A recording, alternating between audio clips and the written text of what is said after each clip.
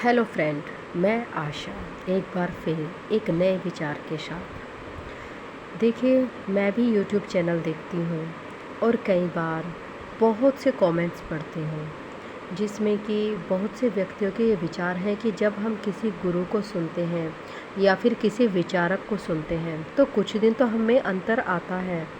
हम बड़े जोश के साथ काम करते हैं, हम बड़े जोश के साथ उन विचारों को फॉलो करते हैं, लेकिन उसके बाद कुछ दिनों के बाद हम वापस वहीं पहुंच जाते हैं जहां पर हम थे।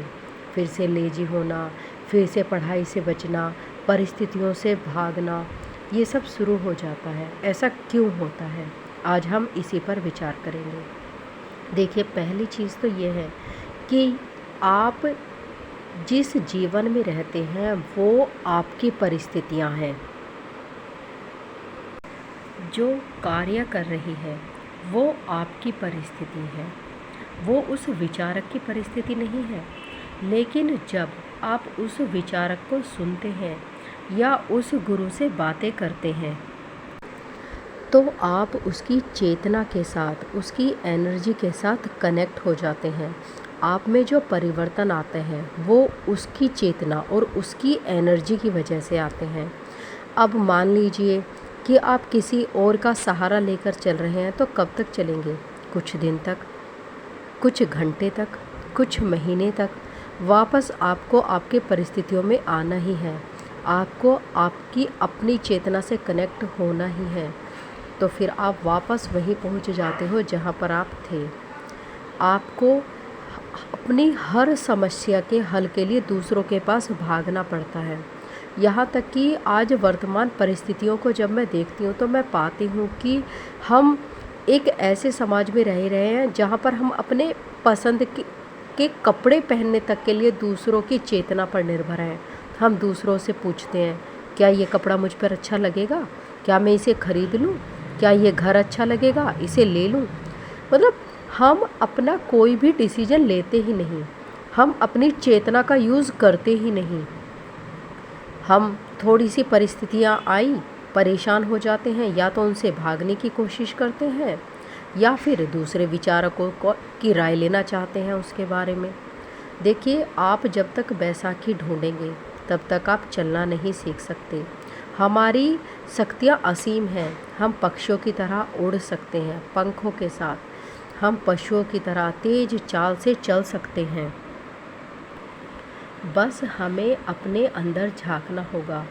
हम केवल शारीरिक तौर पर अलग दिखाई देते हैं, लेकिन हम सबके अंदर एनर्जी यूनिवर्स की ही है। जी हाँ, हम एनर्जी के लेवल पर इक्वल हैं। हम यूनिवर्स की वही महान आत्माएं हैं जिन्होंने कितनी बार शरीर का त्याग किया है। हमारा शरीर हमारे साथ नहीं है, लेकिन हमारी चेतना, हमारी एनर्जी हमारे साथ है। हम हर पल अपनी एनर्जी के साथ कनेक्ट रह सकते हैं और हर परिस्थिति में सही डिसीजन ले सकते हैं।